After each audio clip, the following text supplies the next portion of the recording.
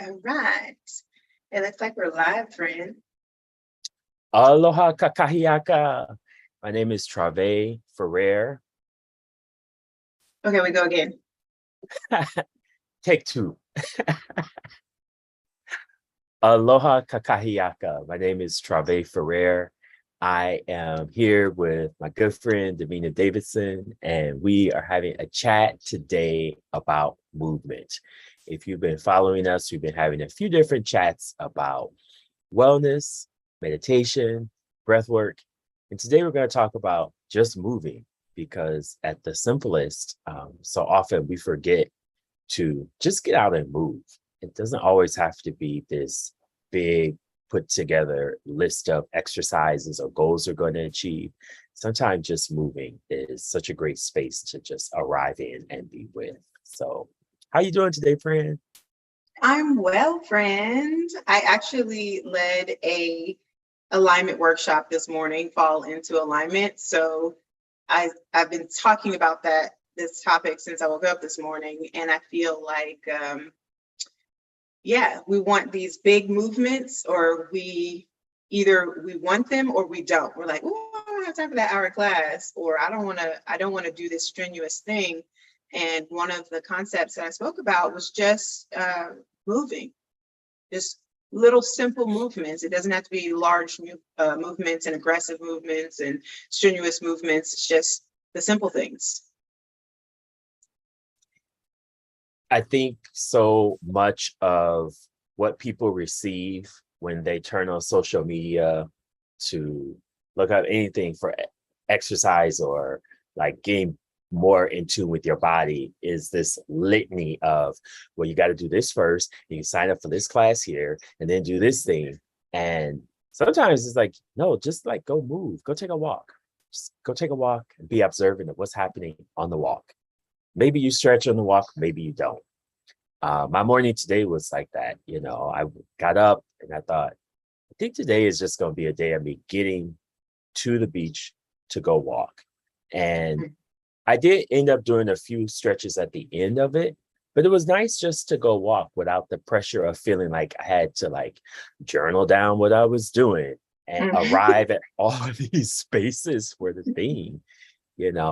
Sometimes it's just move. It's so second nature right now to pick up your phone and be doing the thing and checking and kind of going in to the space instead of being present in a space to do something active.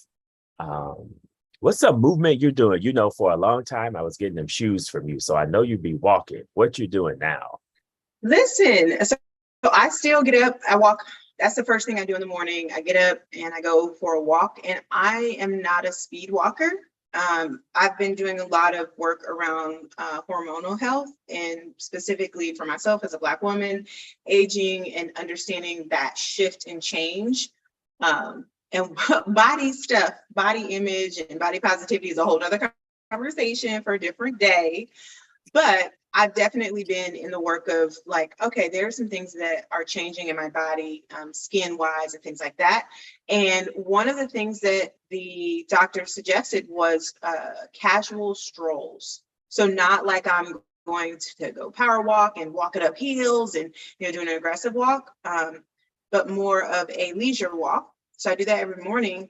And then something that I picked up since, not doing yoga regularly or anymore, or whatever you want to call it, because some people will look at my movements like, girl, you still do yoga. And I'm like, whatever. But I picked up Tai Chi. I love Tai Chi.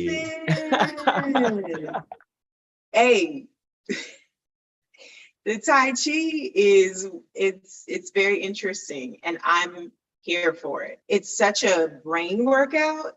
Yes, you're physically moving your body, but it's not as strenuous on the body as you would think. It 100% brought awareness to my joint health, because you have to pivot and move in certain ways. And I was like, oh, my knees don't do that. And I've never had knee issues. So I was like, we're going to figure this out. Like, what is this? But after, 2 months now of practicing Tai Chi twice a week, I feel really stable and grounded in that practice. I don't want to get attached to anything. I think that's one of my traits, is to get attached to something. But I do enjoy the leisure walks and Tai Chi. What you That's up to? awesome. Friend, I've been pausing and thinking about the space that seems to happen when I don't get so attached to my practice being a certain way. Most recently, the simplest thing has been my shoulders away from my ears. In all of the respects, I'm working toward exploring my inversion practice in a new way, which meant that I have to build up more shoulder strength. But before I could even do that, I noticed that one of my shoulders was clicking a bit when I would do my shoulder circles.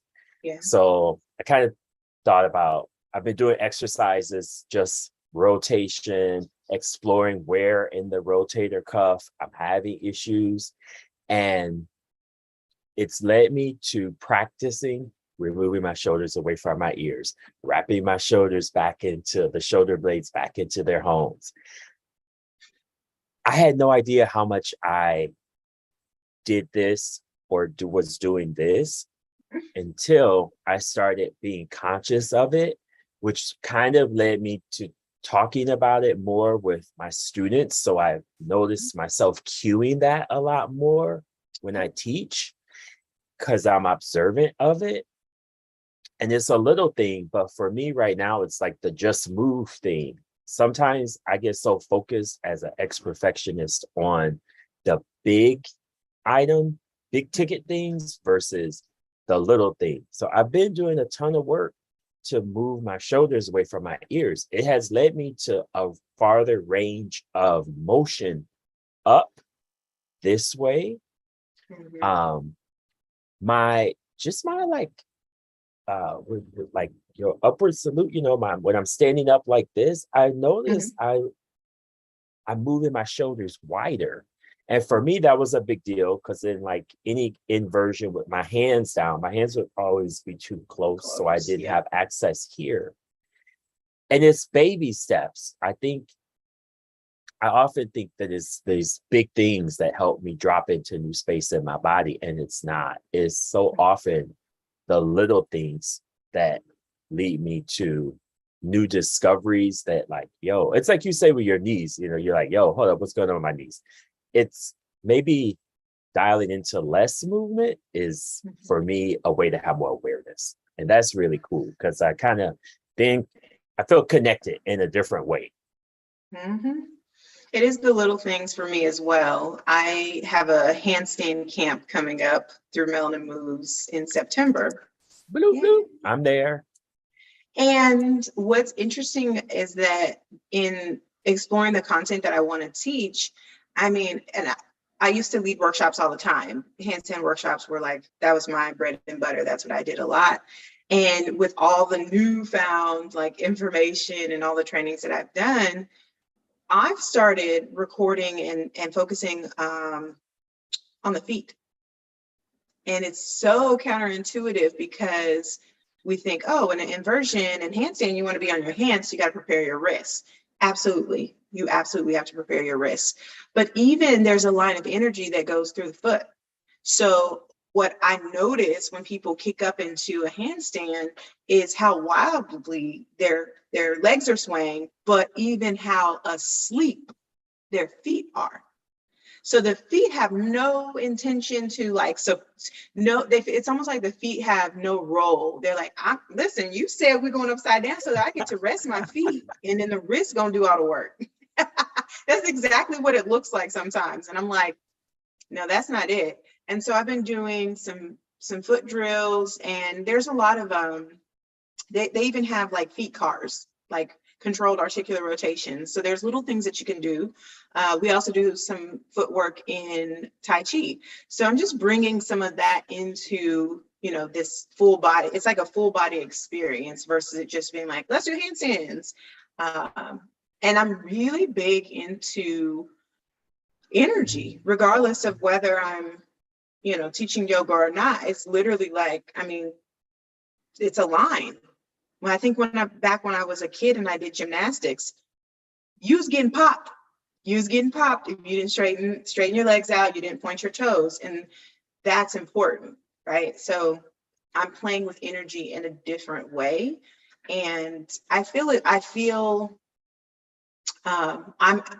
feel more connected to how my energy is moving throughout the day, not just at one point, like checking in, but literally throughout the day. I've watched where my energy has gone. And again, that goes back to some of the hormone work that I'm doing. I love that you use the analogy about the energy and how where the energy is flowing, it is often forgotten in some spots that, like, we need energy here too. Mm-hmm. What came up for me is that you and I met because of the energy that was surrounding sort of this yoga practice. But over the last couple of years, our energy has led us to creating now conversation around just movement and why movement is important, and taking care of yourself mentally, physically, spiritually, why that's important. The shift of energy is such an amazing thing to witness and to be present with.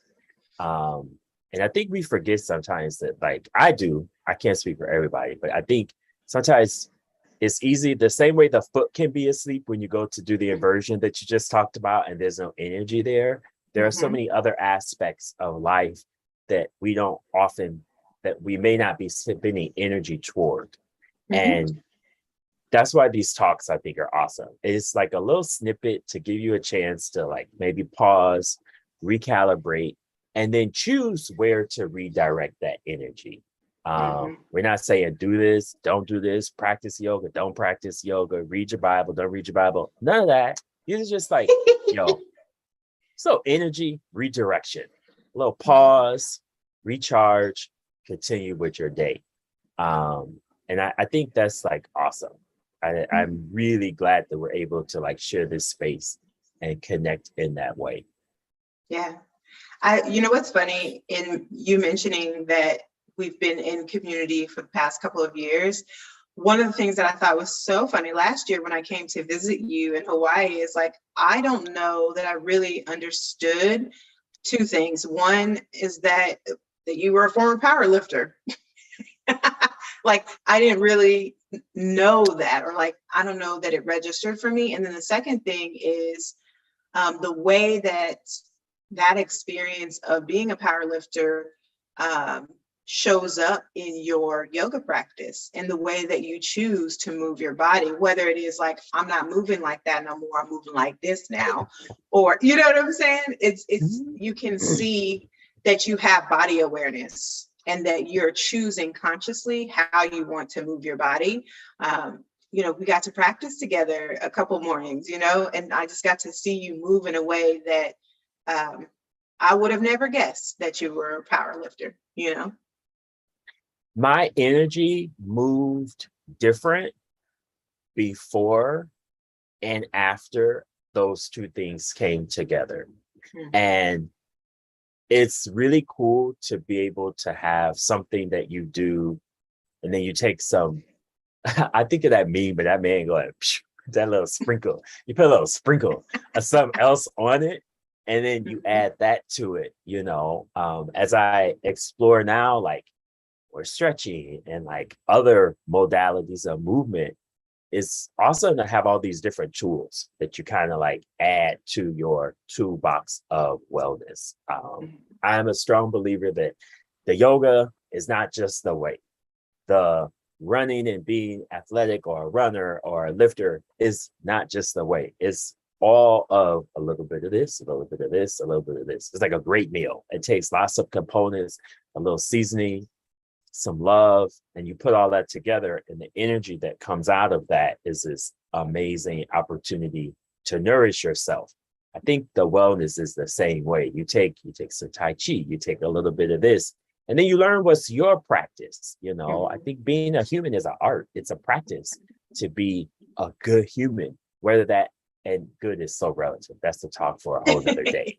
But to be a well-functioning spirit entity moving in this physical form, that takes training. You don't just show up like this, and these bodysuits don't just come out the package with like, immediate updates.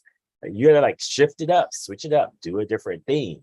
Yeah. And conversations like this, I think, allow people exposure to new spaces and things that maybe they wouldn't have thought about. Sometimes it's like, oh, what's she doing? She doing Tai Chi? What's that Tai Chi? Let me like Google that. Let me check that out.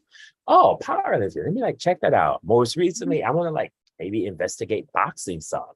I was talking to my friend yesterday. He's like, it's such a great way to move energy, and not just like the boxing part, but we got into like the whole energy that connects with your brain when you hear the sound of like, that's like next level. I'm on a super deep Google dive into that.